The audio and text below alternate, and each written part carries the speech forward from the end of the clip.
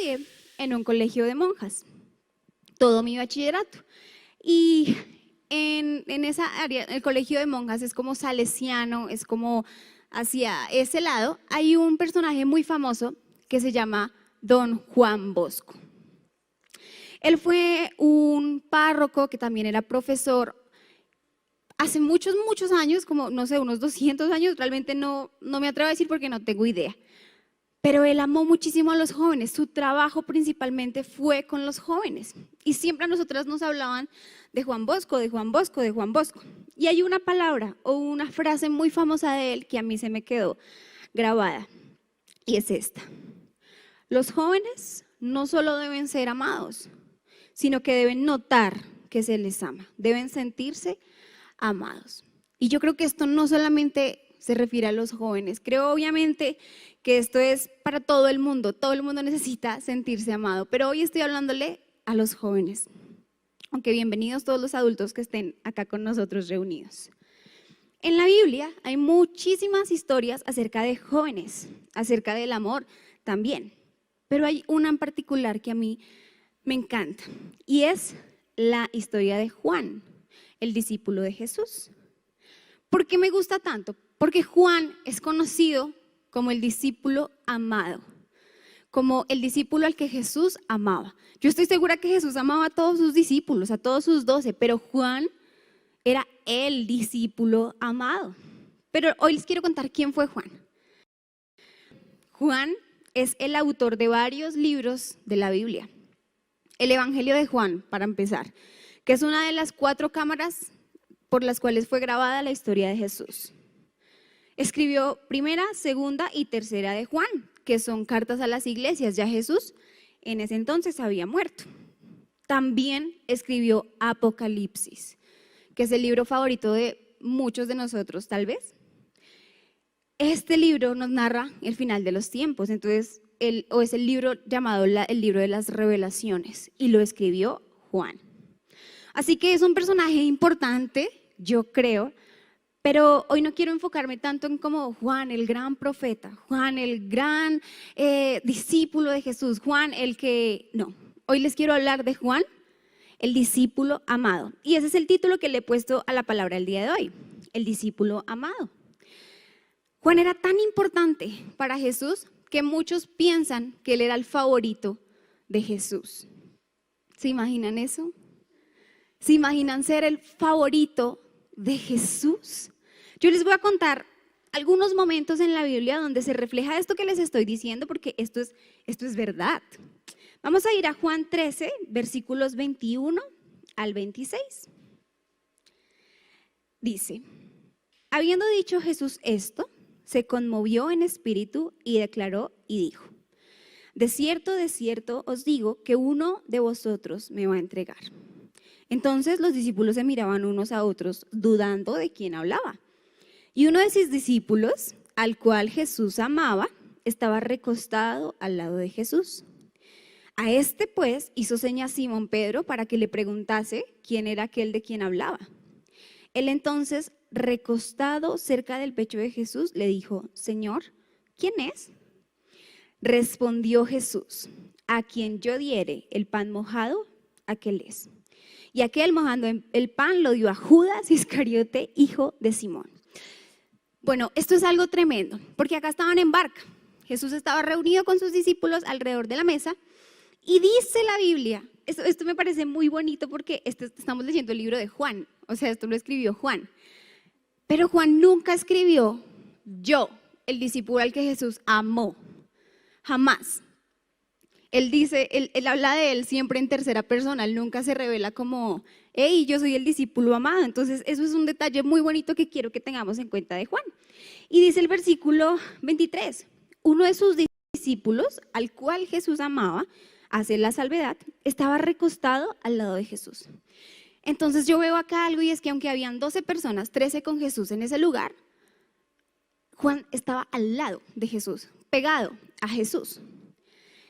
Y una cosa acá que yo veo es que él tenía palanca con Jesús. No digo que Jesús sea una persona a la que uno pueda manipular o sí, como mover ahí influencias, es imposible.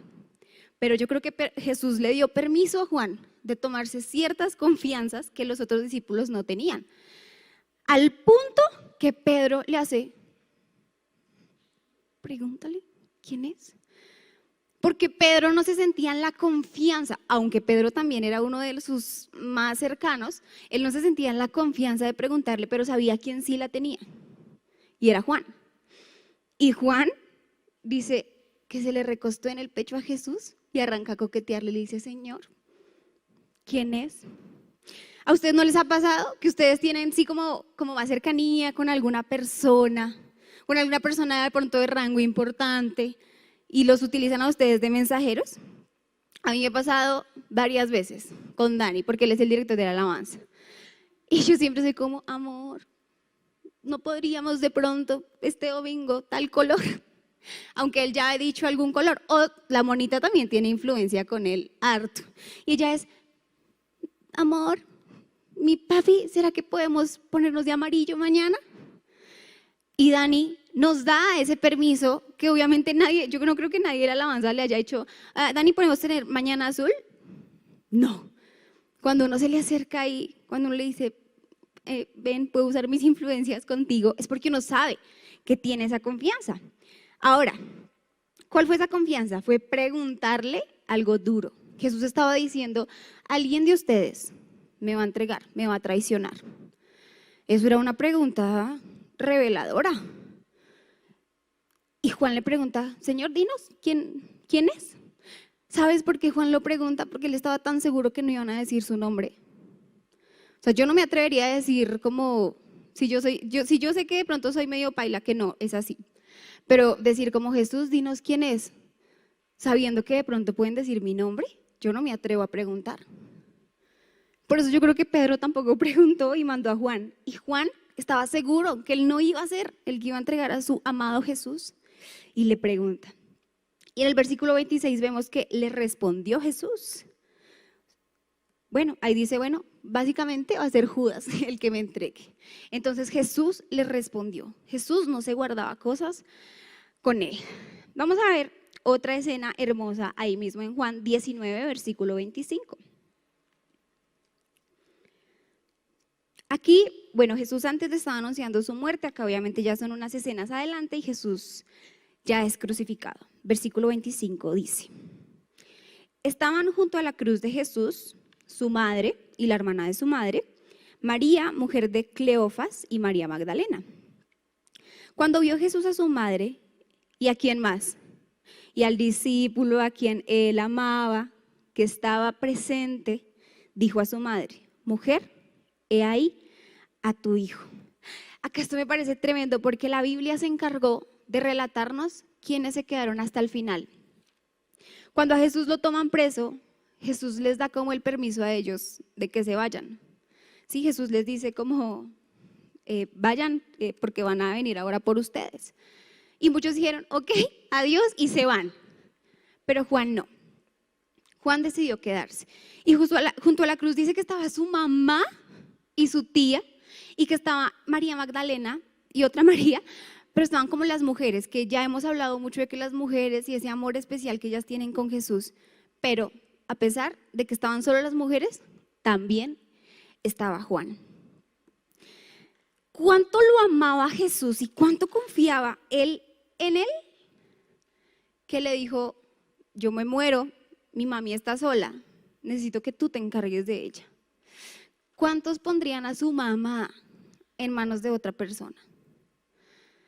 En este tiempo yo no he podido ver a mi mami, no he podido verme con ella, ya me dio tristeza, me dieron ganas de llorar, pero no me he podido ver con ella desde que empezó todo esto.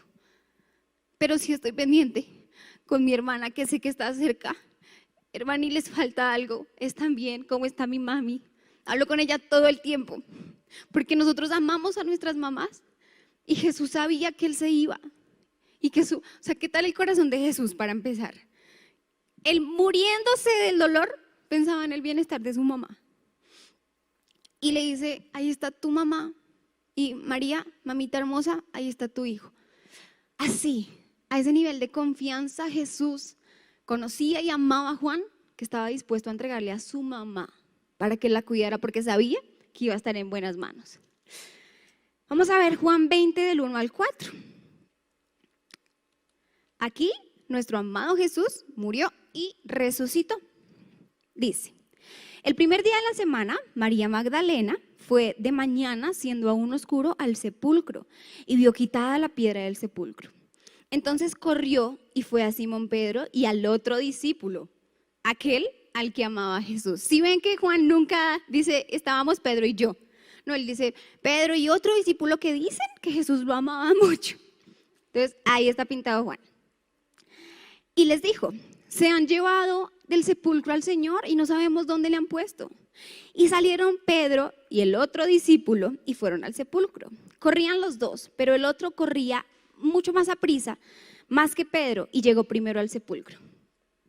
Mira acá Juan apenas escuchó, igual que Pedro, pero apenas escuchó que su Jesús, que su amor no estaba, salió corriendo y salió corriendo más rápido que Pedro, salió pitado a buscar a Jesús. O sea, aun cuando él pensaba que estaba muerto, ¿sí? Porque ahí ellos no sabían si él había resucitado todavía no se habían visto con él, pero él sale corriendo y se encarga de los asuntos de Jesús, aun cuando él ya murió, y dice como, ¿qué pasó?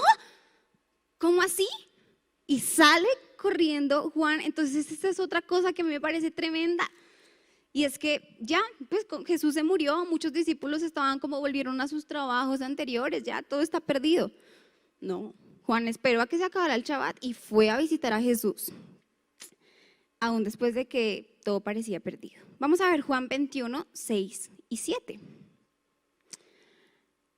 6 y 7, sí. Dice, él les dijo, aquí está hablando Jesús, echad la red a la derecha de la barca y hallaréis.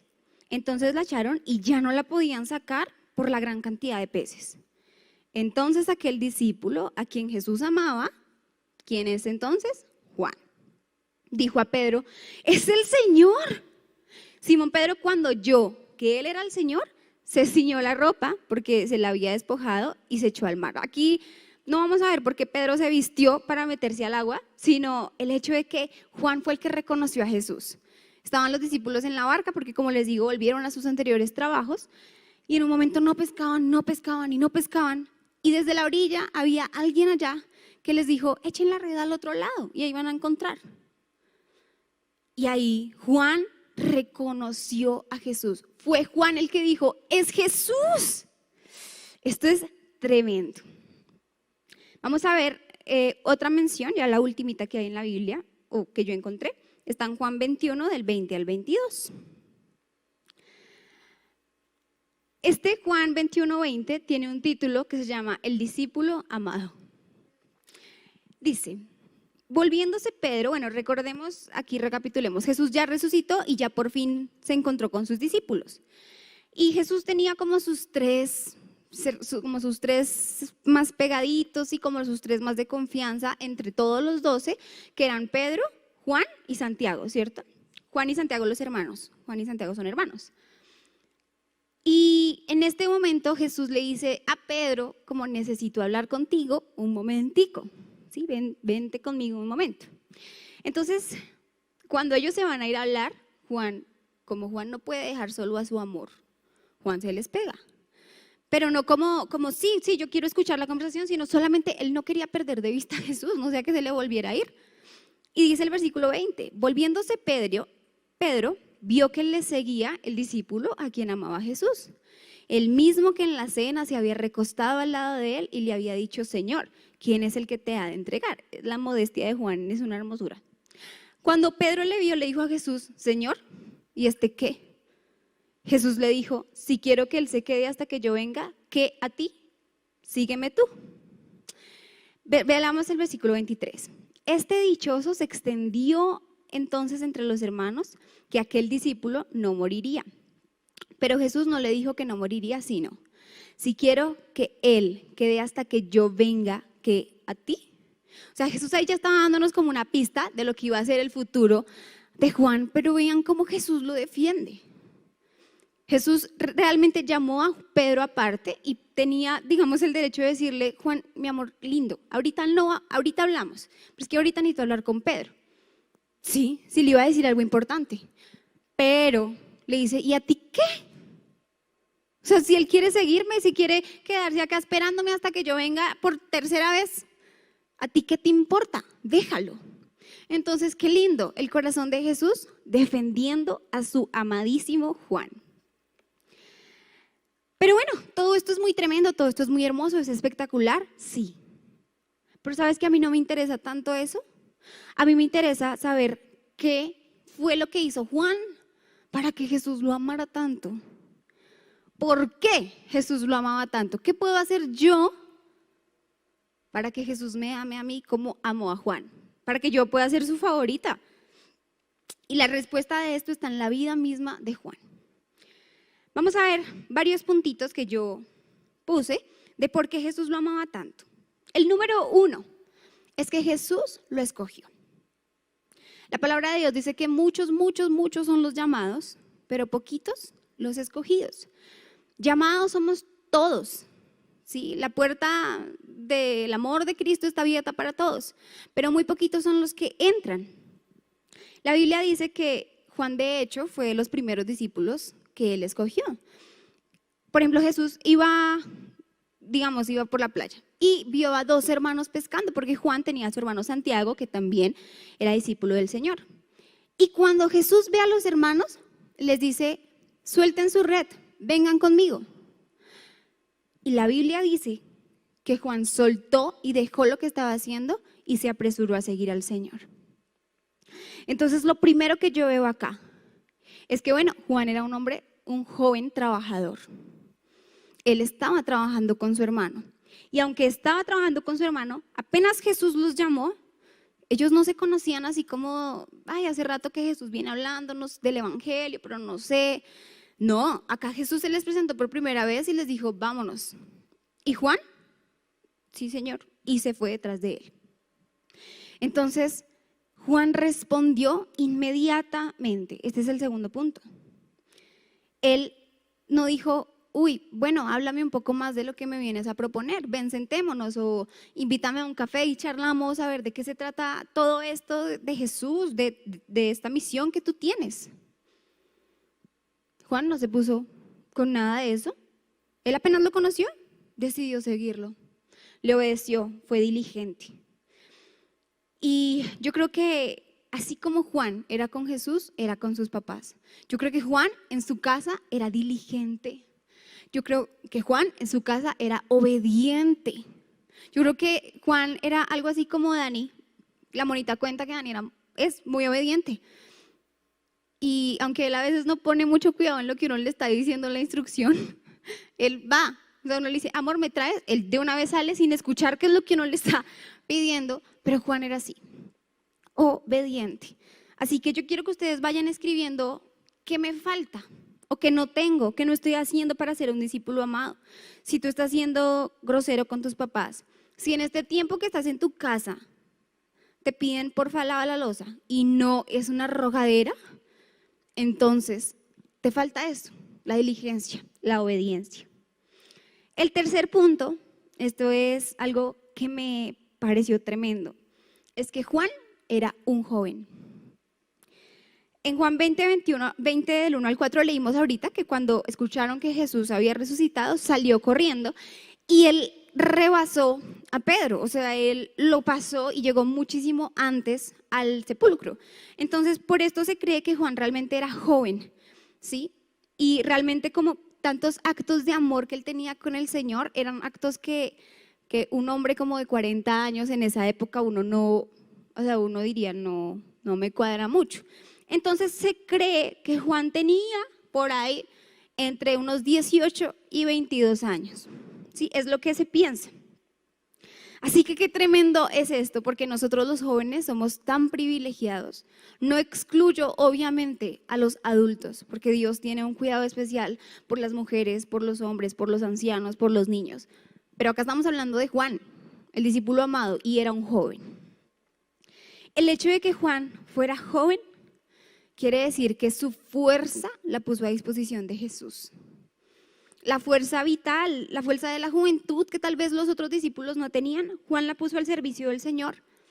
Estoy segura que cuando Jesús decía, vámonos para Galilea, vámonos para no sé dónde. Juan era, listo, Señor, yo te cargo tus cosas. O sea, él era como, yo tengo fuerza, yo puedo ayudar, yo puedo servir. Y muchos de nosotros estamos jóvenes en edad, pero sirven más, con más fuerza, con más pasión las personas mayores. A mí me impacta mucho ver eso. Ver cómo hay ministerios llenos de personas mayores, donde los jóvenes podríamos entrar y darles una inyección de fuerza, ayudar, apoyar, y no lo hacemos. Como en la casa a veces son nuestros abuelos, nuestros papás, los que se levantan, hacen desayuno, cocinan, arreglan la casa, hacen vueltas, van, traen, y nosotros acostados todo el día, tal vez en esta época de cuarentena. Así no era Juan. Juan era despierto, él era joven, él era activo, él estaba dispuesto. Jesús, ¿qué necesitas? ¿Qué necesitas? Ya terminé, ¿qué necesitas? Ya a un punto yo creo que Juan era como medio intensito, pero yo les pregunto, entre ser intenso o ser un vago, ¿qué preferirían? Yo preferiría que Jesús me diga, ya mi amor, no haga más, quédese quieta, a que Jesús me diga, haga alguito. Sí, coja una escoba, haga algo. Entonces esa es otra cosa, él era joven y ponía al servicio de Jesús su juventud. Bueno, Jesús no era un viejo tampoco, Jesús tenía 30 años cuando se conoció con Juan, o sea que Jesús era jovencito. Punto número 4, halló gracia delante de los ojos de Dios. El nombre Juan tiene dos significados, en hebreo significa Yohanan. Y eso traduce el fiel a Dios. O sea, Juan ya tenía en su nombre, en sus raíces, en su historia, la fidelidad a Dios. Y en griego, eso es en griego, perdón, lo de Yohanan. Y en hebreo significa Yahvé es favorable. Significa el que tiene el favor y la gracia de Dios. Entonces Juan, con ese nombre, con ese destino que a él le esperaba, que era uno, el fiel a Dios.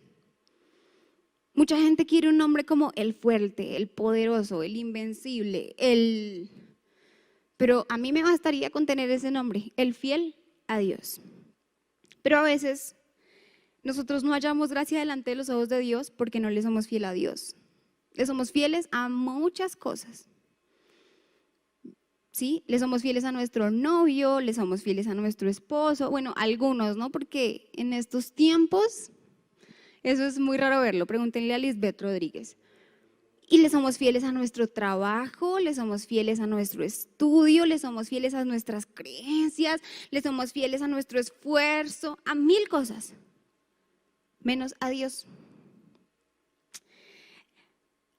Y cuando Juan es fiel a Dios, es que recibe el favor y la gracia de Dios. ¿Y qué es el favor de Dios? Esto a mí me parece muy tremendo, porque literalmente es como que la mano de Dios para hacerte favores está siempre dispuesta para ti. Entonces una persona que tiene el favor de Dios le va bien en todo lo que se propone. Quiero conseguir este trabajo, lo consigue. Quiero emprender esto, lo emprende y le va súper bien. Es una persona que le cae bien a todo el mundo, que todo el mundo lo ama. O sea, ¿cómo Jesús no lo iba a amar si Dios mismo tenía los ojos puestos sobre él? En varias de las cosas que les leí están las razones por las que él halló gracia delante de sus ojos. Él llamó su atención. Él estaba pegado a Jesús, pegado, o sea, estaban comiendo y podían estar como él estaba sentado al lado de Jesús, pero así no dice la Biblia. La Biblia dice que él estaba junto a Jesús recostado, o sea, él era pegado a Jesús todo el tiempo. Él no quería despegársele. Y volviendo a la frase que les dije al principio, un joven necesita sentirse amado. Y Juan sabía, tenía la certeza de que Jesús lo amaba. Y yo te quiero decir a ti hoy, Jesús te ama.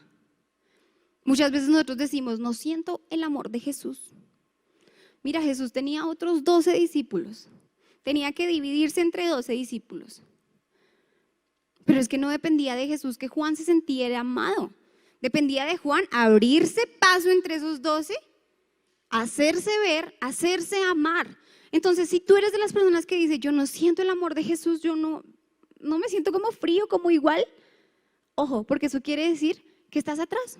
Te conformas con ver a Jesús de lejos, te conformas con ver cómo Jesús ama a otros. Pero Juan sí abrió paso entre todos y se hizo amar. Juan estuvo dispuesto a hacer lo que ningún otro hubiera hecho. ¿Cuánto cuesta sostener a una persona mayor? Porque pues María, bueno, yo no digo que María fuera una viejita, pero pues Jesús era el que sostenía a su mamá y ahora Juan tenía que ver por María. No era solo, porfa, dale de comer todos los días a esta hora.